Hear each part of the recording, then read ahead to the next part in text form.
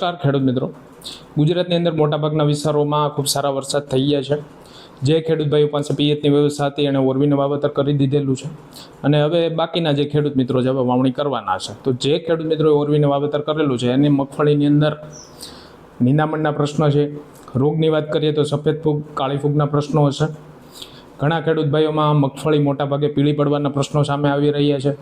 તો આ બધા પ્રશ્નોનું નિરાકરણ આ વિડીયોની અંદર કરશું. આ સિવાય જે ખેડૂત ભાઈઓ વાવણી કરવાના હોય તેને પાયાના ખાતરમાં કયા ખાતરો વાવવા, બીજ માવજતમાં કયા દવાનો ઉપયોગ કરવો એના વિશે આ વિડીયોની અંદર વાત કરીશું. વિડીયો ખેડૂત મિત્રો થોડોક લાંબો થશે પણ આપણે પૂરેપૂરી માહિતી મેળવશું, કારણ કે વખત આપણને અધૂરી માહિતી નુકસાન કરતી હોય છે, એટલે આપણે પૂરેપૂરો વિડીયો નિહાળશું. નમસ્કાર, જય દ્વારકાધીશ ખેડૂત મિત્રો, હું દિલીપ પડિયા, ખેતીવાડી અધિકારી. આપ સર્વે ખેડૂત મિત્રોના યુટ્યુબ ચેનલની અંદર હાર્દિક સ્વાગત કરું છું.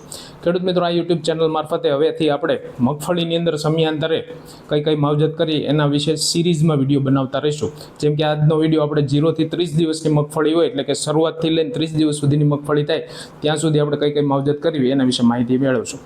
આગામી દિવસોમાં આપણે મગફળીની અંદર 30 થી 45 દિવસે કઈ માવજત કરવી એના વિશે વાત કરશું. હવે આ વિડીયોથી તમને ખેડૂત મિત્રો શું ફાયદો થશે?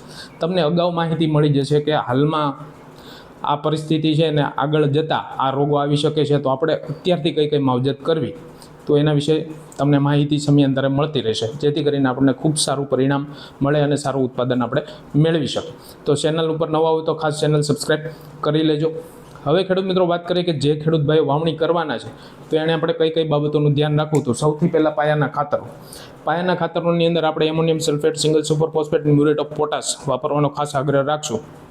આના ઉપર આપણે ખૂબ સારો એવો વિડીયો ઓલરેડી બનાવેલો છે, એટલે જે ખેડૂત ભાઈઓ વિડીયો જોવો હું ડિસ્ક્રિપ્શનમાં લિંક આપી દઈશ, તમે જોઈ લેજો. આ સિવાય તમને કોમેન્ટ કરી દેજો, હું તમને લિંક મોકલી આપીશ. આ સિવાય બીજ માવજતની વાત કરીએ તો બીજ માવજતની અંદર કાર્બોક્સિન, થાઇરમ છે એનું મિશ્રણ પણ આપણને માર્કેટની અંદર મળે છે, ખૂબ સારા પરિણામ આપે છે. આ સિવાય જે FS લખેલી દવા હોય છે એ પણ ખૂબ સારા પરિણામ આવતી હોય છે. તો આના ઉપર પણ આપણે ખૂબ સારો એવો વિડીયો ઓલરેડી બનાવેલો છે. તો જે ખેડૂત ભાઈઓને વિડીયો જોવો એ મને ખાસ કોમેન્ટ કરજો, હું તમને લિંક મોકલી આપીશ. હવે જે ખેડૂત ભાઈઓ ઓરવીને વાવેતર કરેલું છે એમાં મોટાભાગના પ્રશ્નો અત્યારમાં સામે આવી રહ્યા છે, તે છે મગફળીનો વિકાસ બરાબર નથી, મગફળી પીળી પડે છે.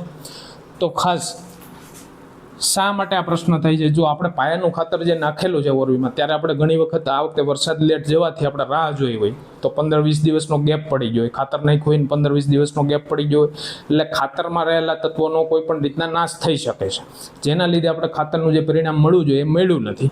એના લીધે આ પ્રશ્ન આવી રહ્યો છે. તો હવે આપણે શું કરવું? જે લોકોએ ઘણા ખેડૂત મિત્રો પાયાનું ખાતર જ નથી નાખ્યું, તો આપણે શું કરવું જોઈએ? એમોનિયમ સલ્ફેટ ને સિંગલ સુપર ફોસ્ફેટ આ બે ખાતરો છે 4 થી 5 કિલો લેવાના છે, મિક્સ કરવાના છે, અને 1 વીઘે આપણે પાક ઊભો હોય એની ઉપર આપણે છંટકાવ કરવાનો છે જમીન ઉપર. ક્યારે છંટકાવ કરશું? જ્યારે જમીનમાં ભેજ હોય ત્યારે. બીજી વસ્તુ કે પાક ઉપર આ બંને ખાતરો પડવા ન જોઈએ, મગફળીના છોડ ઉપર આ બંને ખાતરો ના પડવા જોઈએ. ખાસ કરીને હારની નજીક જાય એ રીતના આપણે આપી દઈશું. તમે ઉપરથી પણ છંટકાવ કરી શકો છો. આ બંને ખાતરોથી આપણને ફાયદો શું છે? કોઈ એમ્યુનિયમ સલ્ફેટમાં નાઇટ્રોજન છે, સિંગલ સુપર ફોસ્ફેટમાં ફોસ્ફરસ અને સલ્ફર, આ બંનેમાં સલ્ફર પણ જશે, એટલે નાઇટ્રોજન, ફોસ્ફરસ અને સલ્ફર ત્રણેય તત્વો આપણને મળશે.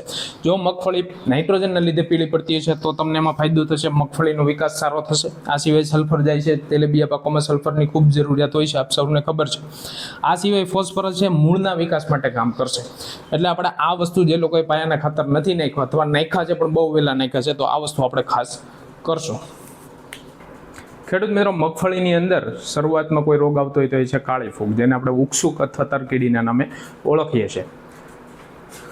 તો જ્યારે એ ઓછી માત્રામાં હોય ત્યારે આપણે શું કરવાનું થાય? તો પહેલાં તો જે તમને 1 કે 2 છોડ દેખાતા હોય તો એ પહેલાં છોડ ઉખેડીને એનો નાશ કરી દેવો જોઈએ, જેથી કરીને આ રોગ આગળ વધતો અટકાવી શકાય. આ સિવાય જે ખેડૂત મિત્રો આ એક ચેનલ સબસ્ક્રાઈબ કરેલી છે અને સમયાંતરે આપણે માહિતી આપીએ છીએ, તો એ ખેડૂતોએ તો ઓલરેડી ટ્રાઇકોડરમાં નાખી જ દીધું છે, તો એ લોકોને આ પ્રશ્ન આવવાની શક્યતાઓ ઓછી છે. હવે જે ખેડૂત મિત્રોએ ટ્રાઇકોડરમાં નથી નાખ્યું તો એણે ટ્રાઇકોડરમાં 1 કિલો અને સ્યુડોમોનાસ ફ્લોરોસન્સ, આ ટ્રાઇકોડરમાં કિલો, સ્યુડોમોનાસ ફ્લોરોસન્સ અડધો કિલો, બંને મિક્સ કરી કઈ રીતના નાખવાનું છે? કે તો કે છાણિયું ખાતર જે સારું કોહવેલું એ લેવાનું છે, એની ભેગું મિક્સ કરીને, અથવા એરંડાનો ખોળ આ આપણે વીઘે જવા દેવાનું છે. ખાસ કરીને સાંજના સમયે નાખવાનું છે અને આ વસ્તુ નહીં ખપશે, ધ્યાન એ રાખવાનું છે કે અઠવાડિયા પહેલાં આપણે કોઈ ફૂગનાશક દવા જમીનમાં આપવાની નથી અને અઠવાડિયા પછી આપણે નાખવાની નથી. પણ આપણે ક્યારે કરશું? જ્યારે ઓછી માત્રા છે ત્યારે. હવે જે ખેડૂત મિત્રો આ ચેનલમાં સમયાંતરે વિડીયો જોઈએ છે એ લોકોએ તો ઓલરેડી આપણે વાવણી સમયે જ નાખવાની ભલામણ કરેલી હતી અથવા પહેલા અઠવાડિયામાં ભલામણ કરેલી હતી, તો એ લોકોને પ્રશ્ન આવવાની શક્યતાઓ ઓછી છે. હવે જે લોકોને વધુ માત્રામાં છે, કાળી ફૂગ હવે તમને દેખાઈ જ ગઈ છે, વધુ માત્રામાં છે, તો એના કંટ્રોલ માટે આપણે શું કરવું પડે? કેમિકલ જ વાપરવું પડે. તો કેમિકલ માટે સૌથી પહેલાં આપણે સસ્તા કેમિકલ વાપરશું. જો એનાથી કંટ્રોલ નહીં થાય તો આપણે આગળ વધશું. તો સસ્તા કેમિકલની અંદર કાર્બેન્ડાઝિમ મેન્કોજેબ 50 ગ્રામ એક પંપની અંદર નાખશું, ઓગાળીને પછી આપણે નોઝલ ખોલીને એનું હારની અંદર પાઈ દેશું. જો આનાથી કંટ્રોલ ન થાય તો ટેબ્યુકોનાઝોલ અને સલ્ફર જે દવા આવે છે એક પંપની અંદર 35 થી 40 ગ્રામ આપણે લઈ નોઝલ ખોલીને પાઈ દઈશું. આ બંનેથી નહીં થાય ત્યારે આપણે થાયોફેનેટ મિથાઇલ છે 30 ગ્રામ એક પંપની અંદર નાખી નોઝલ ખોલીને આપણે પાઈ દઈશું. પણ આ બંને દવાઓ ક્યારેય ભેગી ન કરતા, કેમિકલ નાખો છો અને આ નાખો છો તો આનું રિઝલ્ટ 0-0 થઈ જશે, આનું કાંઈ રિઝલ્ટ નહીં મળે. એટલે ખાસ જ્યારે આ નાખતો હોય ત્યારે આ નાખવાનું નથી. આ વાત થઈ આપણે આવતા રોગની. ખેડૂત મિત્રો, હવે હાલની પરિસ્થિતિએ જોવા જાય તો મગફળી પીળી પડવાના પ્રશ્નો ઘણા બધા ખેડૂતોને સામે આવી રહ્યા છે. તો સૌથી પહેલાં એના કારણો જાણીએ. તો કારણોમાં અત્યારમાં ઘણી જગ્યાએ 15 ઇંચ 20 ઇંચ સુધી પણ વરસાદ છે, તો પાણી ભરાવું એ સૌથી અગત્યનું કારણ છે. પાણી ભરાવાના લીધે કઈ રીતના મગફળી પીળી પડે તો એ જાણીએ. ધારો કે આ મગફળીનો છોડ છે, અહીંયા જમીન છે, અહીંયા એના નીચે મૂળ હશે. હવે જ્યારે પાણી ભરે ત્યારે જે અહીંયા હવા હોય, જે જમીનમાં કણો વચ્ચેની જે જગ્યા હોય, જે હવા હોય છે, ત્યાં પણ પાણી ભરાઈ જાય. હવે આ પાણી ભરાય એટલે શું થાય છે? મૂળ સુધી જે હવાની અવર જવર થવી જોઈએ થતી નથી, એટલે મૂળ એની જે કામ છે કરી શકતું નથી, મૂળ જે એનું શોષણ છે કરી શકતું નથી. એના લીધે મગફળીને તત્વો મળતા બંધ થઈ જાય, તત્વો મળતા બંધ થઈ જાય એટલે મગફળી પીળી પડે. તો પહેલું કારણ પાણી ભરાવું છે. બીજી વસ્તુ, અત્યારમાં વરસાદનું વાતાવરણ છે એટલે તડકો જોવા નથી મળતો. તડકો ન મળે એટલે જે પાનની અંદર જે હરિતદ્રવ્યો હોય છે એનો ખોરાક બનાવતા નથી, ખોરાક ના બને એટલે પણ મગફળી પીળી પડે. તો આ બે મુખ્ય કારણો છે. હવે જ્યારે પાણી ભરાતું હોય ત્યારે આપણે શક્ય હોય તો આપણે પાણીનો નિકાલ કરવો જોઈએ. તડકાનો તો આપણા હાથમાં કોઈ છે નહીં. એટલે જો આ બે પરિસ્થિતિના લીધે પાન પીળા પડતા છે તો એનું આપણે કંઈ કરી શકશું નહીં. આ સિવાય સૌથી અગત્યનું છે તત્વોની ખામી. હવે તત્વોની ખામીમાં ખેડૂત મિત્રો ઘણા બધા તત્વોની ખામી હોય, જેમ કે આયરન છે, મેગ્નેશિયમ, મેંગેનીઝ, આ સિવાય સલ્ફર અને નાઇટ્રોજન. હવે આ બધા તત્વોની ખામી કઈ રીતના ઓળખવી એના માટે આપણે અલગથી ડિટેલ વિડીયો બનાવશું, જેથી તમે પાન જોઈને તમને ખબર પડે કે આ તત્વની ખામી છે તો આપણે આ જ દવા મારવી જોઈએ. અત્યારમાં મોટાભાગના ખેડૂતોને જ્યારે પીળી દેખાય તમે એગ્રોમાં જાઓ તો તમને ફેરસ મેગ્નેન સલ્ફેટનું મિશ્રણ આપી દેતા હોય છે, જેનાથી જો શક્ય હોય તો ટેમ્પરરી તમને એનો ઉપાય મળે. પરમનન્ટ કોઈ ઈલાજ થતો નથી, કારણ કે ઘણી વખત વાયરસના રોગ હોય ને તો પણ પીળા પડતા હોય. આ સિવાય અલગ અલગ તત્વોની ખામી હોય. આપણે ખામી હોય નાઇટ્રોજનની, આયરનની દવા મારીએ તો એમાં આપણને કાંઈ રિઝલ્ટ મળે નહીં. એટલા માટે ખાસ આપણે આના માટે અલગથી વિડીયો બનાવશું. અત્યારે બધી માહિતી લેશું તો વિડીયો બહુ લાંબો થઈ જશે. તો આ પણ એક વસ્તુ છે તત્વની ખામી, તો એ આપણે પહેલાં ઓળખવી પડે ને પછી એની દવા કરવી પડે. અત્યારમાં હાલની પરિસ્થિતિએ જો વિકાસ ઓછો હોય, મેં તમને કીધું ઘણા લોકો ખાતર અગાઉ નાખી દીધે, ઘણા નાખ્યા જ નથી.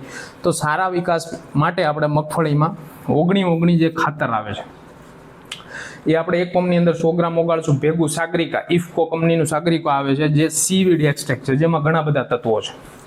તો આ બંને વસ્તુ આપણે મિક્સ કરવાની છે. 19 જે ખાતર છે એ 100 ગ્રામ લેશું અને સાગરિકા છે 50 ml એક પંપમાં બે મિક્સ કરી અને પંપનો આપણે છંટકાવ કરશું. વીઘે આપણે 3 થી 4 પંપ કરવાના છે મગફળીની અંદર, જો આપણને વિકાસ ખૂબ સારો મળશે. અને આ બંને દવાઓ સસ્તી પડશે એટલે આપણે એક પંપ 30 થી 35 રૂપિયાનો થાય છે. એટલે આપણે ખાસ આની આગ્રહ રાખશું.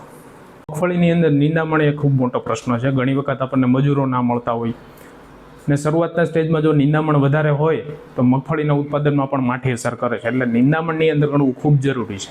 તો હવે આપણે જાણીએ કે મગફળીમાં સાંકડા પાનવાળા જે નિંદામણ છે, જેમ કે સામોધરો, સીધો છે, તો એને નિયંત્રણ માટે આપણે કઈ દવા વાપરવી? તો એના માટે ક્વિઝાલોફોપિથેલ 5% ઇસી માર્કેટની અંદર મળે છે, જે ટર્ગા સુપરના નામે પણ મળે છે.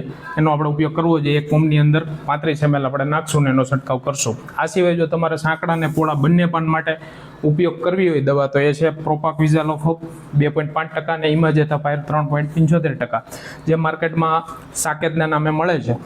એને આપણે એક પંપની અંદર 35 ml નાખીને એનો આપણે છંટકાવ કરવો જોઈએ. તો આપણને નિંદામણમાં ખૂબ સારા એવા નિયંત્રણ મળે છે. હવે પણ આ નિયંત્રણ માટે જે આપણે દવા વાપરીએ છીએ એમાં કંઈક ખાસ શરતો છે, એ ફોલો કરવી ખૂબ જરૂરી છે. સૌથી પહેલું તો જો તમારી મગફળી 20 દિવસ કરતાં મોટી હોવી જોઈએ, એટલે 22 દિવસ, 25 દિવસ, 30 દિવસની હોય તો ચાલે. 20 દિવસ પહેલાં આપણે આ દવાઓ વાપરવાની નથી, કારણ કે આ દવા જો 20 દિવસ પહેલાં આપણે વાપરશું તો મગફળી ઉપર એની માઠી અસર થઈ શકે છે. એટલે ખાસ કરીને 20 દિવસ સુધી આપણે છે ને હાથથી નિંદામણ ખાસ કરશું. આ સિવાય ખેડૂત મિત્રો જે નાના નિંદામણ છે, જ્યારે નિંદામણ 2 થી 4 પાનનું હોય ને ત્યારે આ દવાઓ ખૂબ અસરકારક હોય છે. જો નિંદામણ મોટું થઈ જાય તો આ દવાઓ એટલી બધી અસર કરશે નહીં. ને ત્રીજું સૌથી અગત્યનું, જમીનમાં ભેજ હોવો ખૂબ જરૂરી છે. હાલમાં તો વરસાદ ઘણી જગ્યાએ સારા થઈ ગયા છે એટલે આ પ્રશ્ન નહીં આવે, પણ જો ગેપ પડે ને પછી તમારે નિંદામણ દવાઓ મારવાની થાય તો જમીનની અંદર ભેજ જાળવવો ખૂબ જરૂરી છે. જો ભેજ ઓછો હશે તો પાક ઉપર આની રિવર્સ અસર થઈ શકે છે. આ સિવાય નિંદામણ કંટ્રોલ નહીં થાય. એટલે આ વસ્તુનું આપણે ખાસ ધ્યાન રાખશું.